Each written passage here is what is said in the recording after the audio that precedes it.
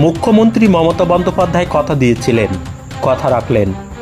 Basirhat super speciality হাসপাতালে এবার চালু হতে চলেছে 10 শয্যা বিশিষ্ট ডায়ালিসিস ইউনিট, যা আগামী 29 তারিখে ভার্চুয়ালি উদ্বোধন করবেন মুখ্যমন্ত্রী নিজে।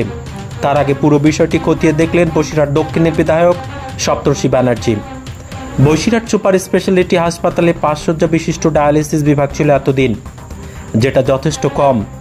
ডায়ালিসিস রোগীর যা চাপ এই হাসপাতালে, তাতে এই 5 শয্যা বিশিষ্ট ডায়ালিসিস বিভাগে সামাল দিতে পারছিল না হাসপাতাল কর্তৃপক্ষ।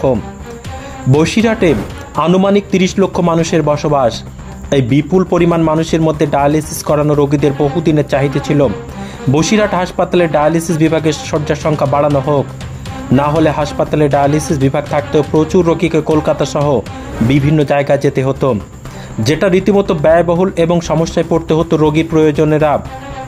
তাই মানুষের চাহিদার কথা মাথায় রেখে বিধায়কের সঙ্গে কথা বলেন এবং তিনি কথাও দিয়েছিলেন যে বসিরহাট হাসপাতালের ডায়ালিসিস বিভাগ আধুনিকরণ এবং শয্যা তিনি বাড়াবেন।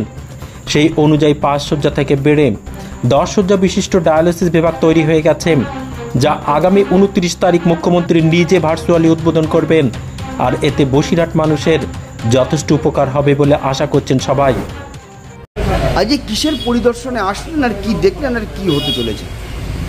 বাংলার মাননীয় মুখ্যমন্ত্রী মমতা বন্দ্যোপাধ্যায় তার অ্যাডমিনিস্ট্রেটিভ মিটিংয়ে আমাদেরকে কথা দিয়েছিলেন বসিরহাটের ডায়ালিসিস ইউনিটের পেশেন্টের ভীষণ চাহিদা পূরণ করার জন্য 10 বেডে উন্নীত করবেন।